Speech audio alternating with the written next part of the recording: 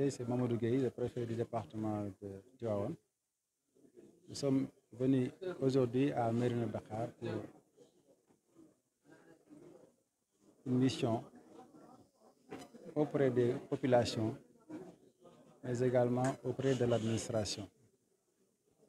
Je crois que c'est tout à fait normal que l'État, en tant que structure mère,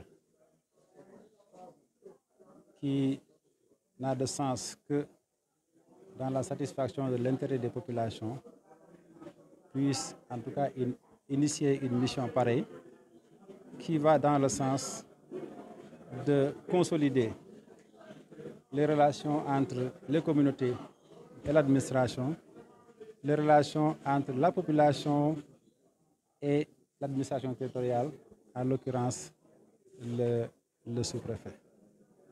Je crois que c'est tout à fait normal et louable. Et ceci, naturellement, fait suite à des malentendus qui ont été notés ces derniers temps et qui même ont été malheureusement relayés dans les réseaux sociaux, mais qui étaient simplement le fait d'une incompréhension.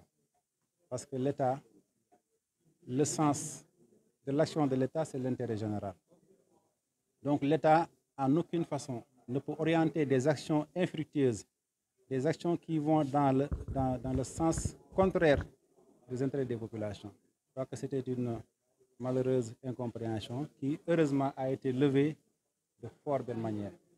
Et je voudrais donc saluer toutes les parties prenantes, en commençant par le sous-préfet, bien entendu, mais aussi les acteurs territoriaux, chez le maire de la commune de Mérina Dakhar, les guides religieux, en particulier Seigne Bassirou Mbaké, mais également les chefs de village, la jeunesse, qui ont tous œuvré pour trouver une solution heureuse et profitable à tout le monde.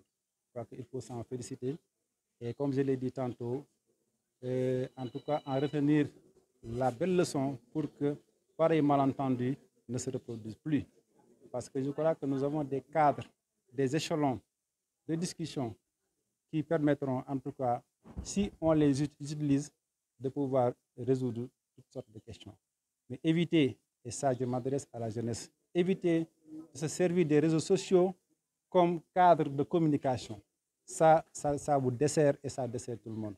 Je crois que toutes sortes de préoccupations, de soucis, vous pouvez en tout cas les relayer auprès des autorités que nous sommes, qui sont très réceptives à tout ce qui est en tout cas préoccupation des populations.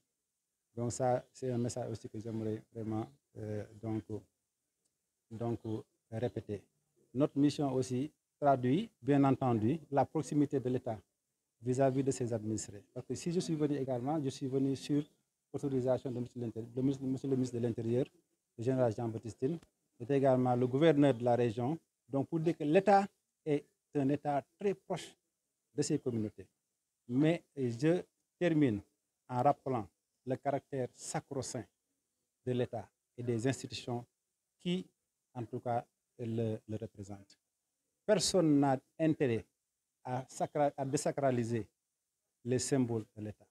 Personne n'a intérêt à, en tout cas, manquer de respect aux autorités qui incarnent l'État. Parce que l'État, c'est la branche sur laquelle nous sommes tous assis. Personne n'a intérêt à la scier ou à la fragiliser. Donc, j'en appelle au sens élevé du devoir, des responsabilités, mais également du patriotisme de chacun. Vous avez une obligation de respect, de loyauté vis-à-vis de l'État et des institutions qui les représentent. Avec ici au premier chef le sous-préfet qui est le chef de l'arrondissement. Parce que, comme je l'ai tantôt rappelé, le sous-préfet, le préfet comme le gouverneur, chacun dans sa circonscription, il est le délégué du chef de l'État et le représentant de chacun des ministres. Donc, si vous indexez le sous-préfet, c'est comme si vous indexez directement le président de la République. Si vous lui manquez de respect, vous manquez de respect directement au président de la République.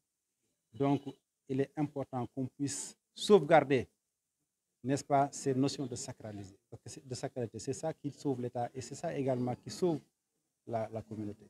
Mais je sors de cette rencontre très heureux, très content, très satisfait également de l'esprit d'ouverture et du sens de bien faire qui anime tout le monde. Mais c'était simplement, comme je l'ai dit, des malentendus, des incompréhensions qui ont été vraiment levées. Vous avez vu tantôt sur les images que les gens se serraient la main avec le sous-préfet pour lui demander pardon et vraiment prendre la résolution que plus jamais cette pareille situation ne va se répéter. Un projet qui a été initié par le sous-préfet, un projet très louable qui consiste à sécuriser l'assiette de la sous-préfecture. Parce que, comme vous le savez, si vous dépassez la sous-préfecture, le premier constat que vous faites, c'est le manque de sécurité. Il n'y a pas de mur, les gens passent de partout et ça ne sécurise pas l'autorité, ça ne sécurise pas sa famille, ça ne la met pas dans les meilleures conditions, en tout cas, d'exercer ses fonctions. Et si elle exerce ses fonctions, elle le fait pour la communauté. Donc la communauté a tout intérêt à ce que l'autorité soit en sécurité. Malheureusement, donc j'ai dit qu'il y avait donc un malentendu par rapport au tracé, par rapport également à une requête émise par la communauté consistant à laisser une voie de passage. Et je crois que finalement, un compromis a été trouvé. Et également, voilà, donc suite favorable a été donnée à cette préoccupation-là. Et nous avons pu trouver une solution médiane qui permet au sous-préfet, en tout cas, de sécuriser l'espace vital, mais également aux populations de garder une voie de passage qui relie quasiment les deux parties de Mérina Dakhar qui se trouvent de part et d'autre de la route. Je crois que c'est un peu, de manière résumée, les termes de la problématique. Un projet qui a été initié par le sous-préfet, un projet très louable qui consiste à sécuriser l'assiette de la sous-préfecture. Parce que, comme vous le savez, si vous dépassez la sous-préfecture, le premier constat que vous faites, c'est le manque de sécurité. Il n'y a pas de mur, les gens passent de partout et ça ne sécurise pas l'autorité, ça ne sécurise pas sa famille, ça ne la met pas dans les meilleures conditions, en tout cas, d'exercer ses fonctions. Et si elle exerce ses fonctions, elle le fait pour la communauté. Donc la communauté a tout intérêt à ce que l'autorité soit en sécurité. Malheureusement, donc j'ai dit qu'il y avait donc un malentendu par rapport au tracé, par rapport également à une requête émise par la communauté consistant à laisser une voie de passage. Et je crois que finalement, un compromis a été trouvé.